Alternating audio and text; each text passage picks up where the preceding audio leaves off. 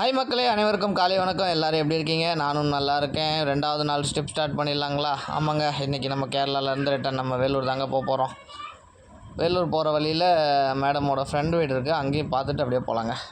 காலையிலேயே குளிச்சு 8 மணிக்கெல்லாம் ரெடி ஆகிடுச்சுங்க. இங்கே நல்லா இருக்குதுங்க.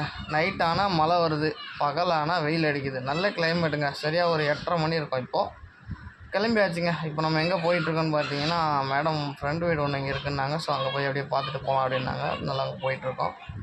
பார்த்தா இங்கே தாங்க இருக்குது. இங்கே கொண்டு வந்து விட்டவுடனே கடலை கறி, புட்டு, காஃபி கொடுத்தாங்க. குடிச்சிட்டு கிளம்பலாம். சாப்பிட்டு அங்கேருந்து கிளம்பியாச்சுங்க. போயிட்டுருக்கோம்.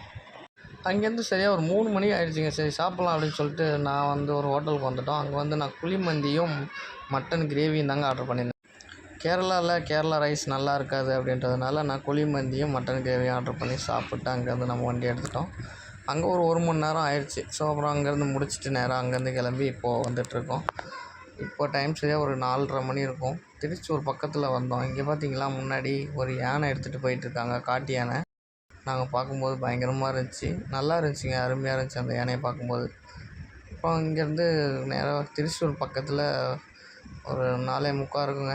இது பார்த்திங்களா டனல், அந்த மலைக்கு அடியில் பூந்து போகிறதுங்க. நல்லா இருக்குதுங்க இந்த ஏரியா கூட. இந்த டைமில் வரும்போது இந்த கிளைமேட்டுக்கு நல்லா இருந்துச்சு.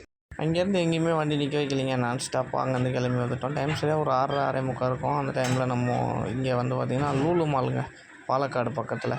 சரி மேடம் போகிறோம் அப்படின்னாங்க. அதனால் நம்மளும் லூலு மால் கொண்டு போய் விட்டுட்டு அப்படியே நம்மளும் உள்ளே போய் சுற்றி பார்த்துட்டு அங்கேருந்து கிளம்பியாச்சுங்க. வெளியே பைபாஸ் ரோடு ஏறத்துக்குள்ளே போதும் ஆயிடுச்சுங்க. சரியான டிராஃபிக்குங்க. இப்போ எங்கே இருக்கோன்னு பார்த்தீங்கன்னா, பெருந்துறை பக்கத்தில் A2B. அங்கே தாங்க சாப்பிட்றதுக்கு நிப்பாட்டணும். A2Bயில் சாப்பிட்டு ஒரு ஜூஸ் ஒன்று குடிச்சிட்டு அங்கேருந்து நம்ம அப்படியே கிளம்பிட்டோங்க.